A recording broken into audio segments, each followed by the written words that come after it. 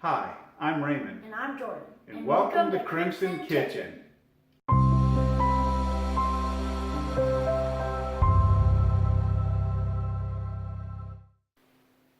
On this, our very first episode of Crimson Kitchen, where the kitchen is red and the chili is spicy. That's right, we're going to be making chili. You know, before I started the ketogenic diet, one of my favorite things to make was homemade chili. Mine too. Yeah, I loved homemade chili. But the chili I used to make used canned tomatoes. And the problem with canned tomatoes is they're all just loaded with sugar. So I've decided to make my own chili with fresh tomatoes, not canned tomatoes.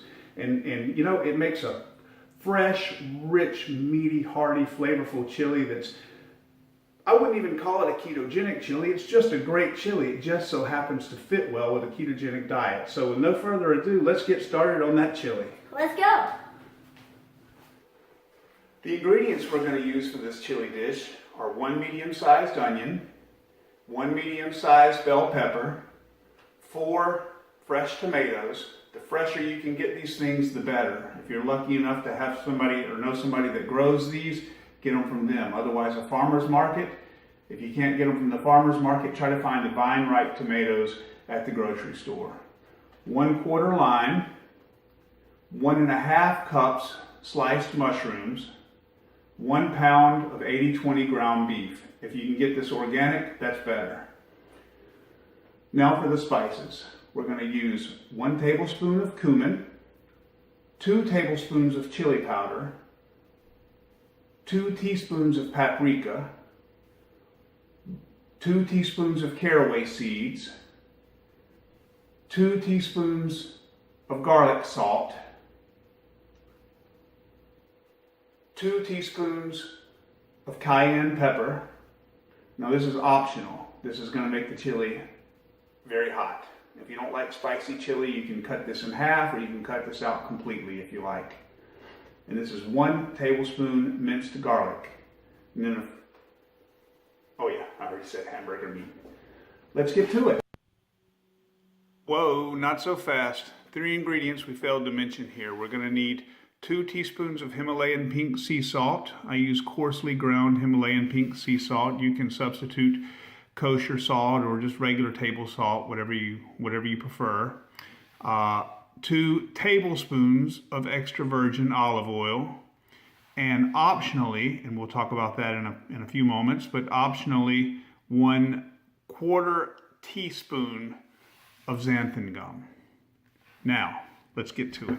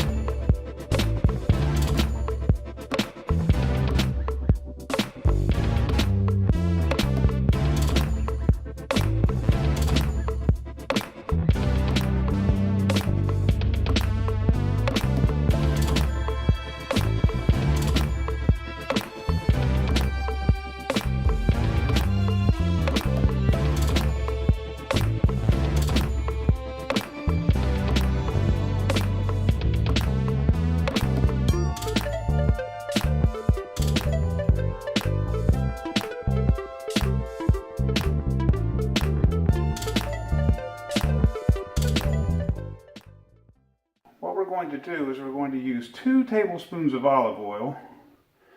I like to use extra virgin olive oil here. Now normally you don't cook with extra virgin olive oil because the smoke point is so low, but we're just going to be using this over a medium heat, and I just find the flavor of extra virgin olive oil to be so much better. So we're going to put this over a medium heat and let this warm up for a moment. Okay, we've given that olive oil a few moments to heat up. We're going to go ahead and we're going to add our tablespoon of minced garlic. We're going to add the half of the onion that we chopped more finely. Remember, we chopped that onion into 2 halves, and 1 half we chopped more finely than the other. So we're going to go ahead and add that onion and that garlic. Now we're going to let these cook in that olive oil just long enough for these onions to come apart and just begin to caramelize. We'll give these things a few minutes and we'll be right back. Okay, and we're back. Those garlic and onions have had about 4 minutes over a medium heat in that olive oil. Now we're going to add our bell peppers. Notice nice big chunks. And our sliced onions. Our sliced mushrooms.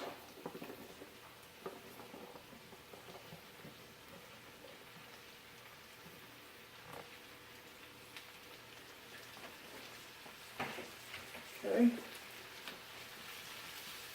We're going to saute these just until our mushrooms begin to release their water and our bell peppers begin to soften up. I'm guessing probably 4 minutes, 5 minutes. And while that's happening, let's go over here and get our tomatoes ready. Okay, so while those bell peppers and mushrooms and onions and garlic are sauteing, Jordan is going to get our tomato sauce ready. Yep.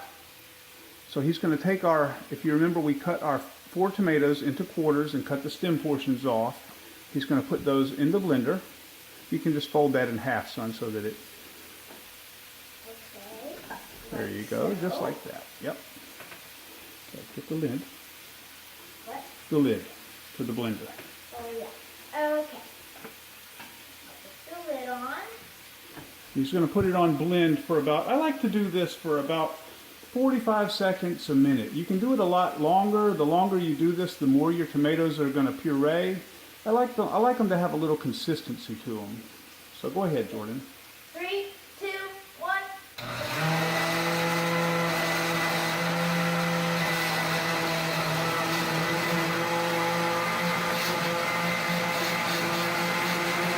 Now I know this looks a little pink yet, but that's fine. When it settles out, the color will return, and by the time we get them finished cooking in the chili, they're going to be nice and dark red. Okay, so it's been about 3 or 4 minutes. That olive oil has soaked up the flavors of all of those wonderful vegetables, and we're going to go ahead and add our ground beef.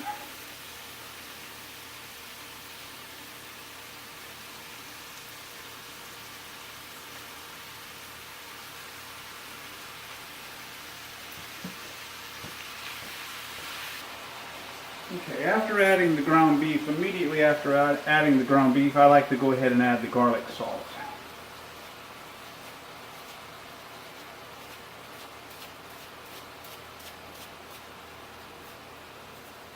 We'll get the rest of these dry seasonings here in a moment. So we're going to go ahead and put in the other half of the onion, the half that we chopped much more chunky. The idea here is we don't want these to be quite as tender. What we wanted those other ones to do is dissolve a lot more and cook a lot more of their flavor out into the olive oil before we added the hamburger meat.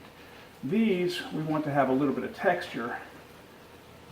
We want to be able to taste some nice big chunks of onion with our chili. So we're going to let these onions cook a little bit in this ground beef finished browning, and we'll be right back.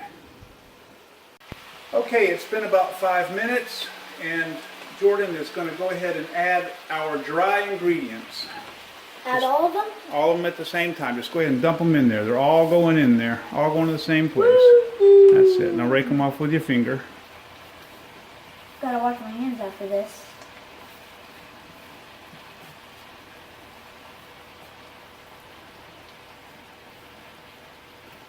All right, yep, get them all in there. Okay. All right, and now we're going to add our freshly pureed tomatoes.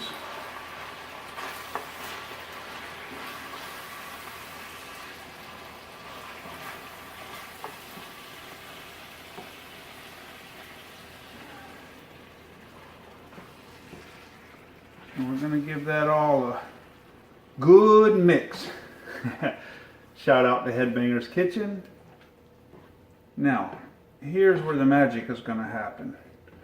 We're going to turn this heat up to a medium high, almost a high heat, until this sauce starts to come to a gentle boil. And then we're going to back it off and let it simmer for about 20 minutes on a medium heat. Okay, we're just going to evaporate some of the water off of the tomatoes. And once we've done that for about 20 minutes, we're going to add a 1/4 teaspoon of xanthan gum. Stir it in there real good and then let it simmer a little bit more.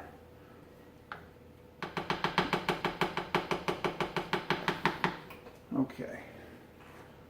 Leave that on a medium-high heat until it comes to a gentle boil. Looks like it's already doing it. We'll give it just a moment here. Let it come to a gentle boil. And now we're going to back it back down to a nice medium heat. And we're going to let that simmer for about 20 minutes and then we'll be back. Okay, it's been about 20 minutes. Now at this point, we could take this chili off of the stove and we could eat it. What I like to do at this point, and this is completely optional, is I like to add 1/4 teaspoon of xanthan gum. This is used as a thickener. Now, fair warning about this. This xanthan gum, you do not want to overuse this. 1/4 teaspoon is all you need. If you overuse this xanthan gum, what will happen is your sauce or your chili or your gravy or whatever you're thickening with it will take on a kind of a slimy texture, kind of like boiled okra. If you've ever tried that, you want to be very careful with this. You don't want that to happen. If you just use a little bit, that will not happen, and it is an excellent thickener. So what I like to do is I like to simmer my chili for a good long time and let all of those flavors blend real nicely. And so I'm going to add a little bit of a thickener, and you can see it's already pretty thick, pretty good and thick, but I'm going to add a little bit of a thickener. I'm going to add a little bit of water. So I'm going to add about 1/4 cup of water, maybe about 1/4 cup of water, and that xanthan gum, and I'm going to stir it in there real good.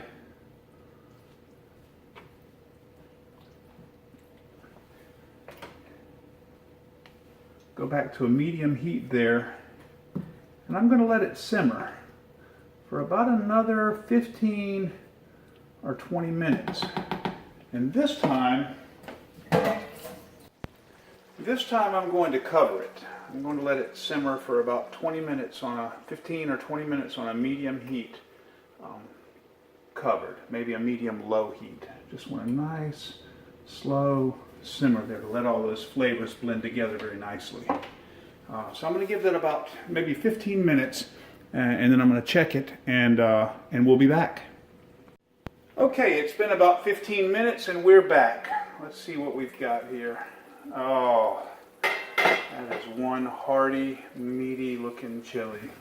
Now, I want to point out here that as this chili simmers, particularly during the second phase, if you get to this part, if you give it the second, put in the xanthan gum and give it a second bout of simmering like I did, you want to come in here and stir this thing several times.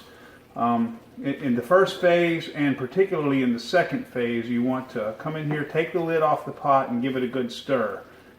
I did that, and I probably should have started the video when I did, but I didn't. Okay, so finally, last but not least, the last thing that we want to do is give this a nice spritz of lime juice from our quarter lime.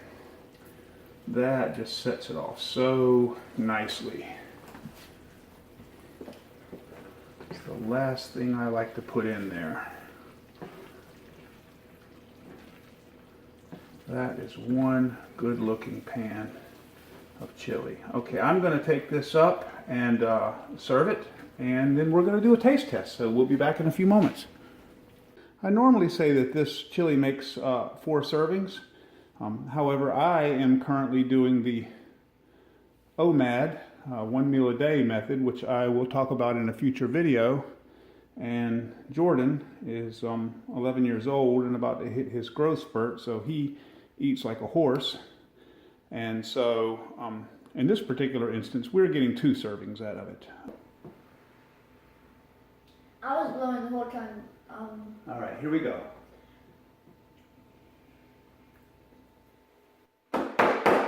Love it. Oh my God.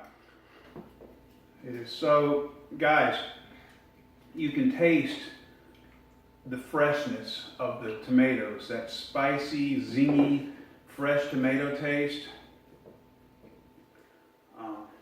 All of these flavors are blended so well. So,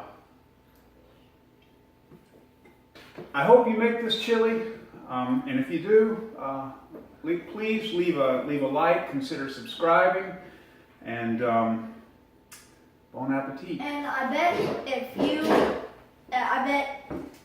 we hope you make this chili, and I bet you'll hope you make it too.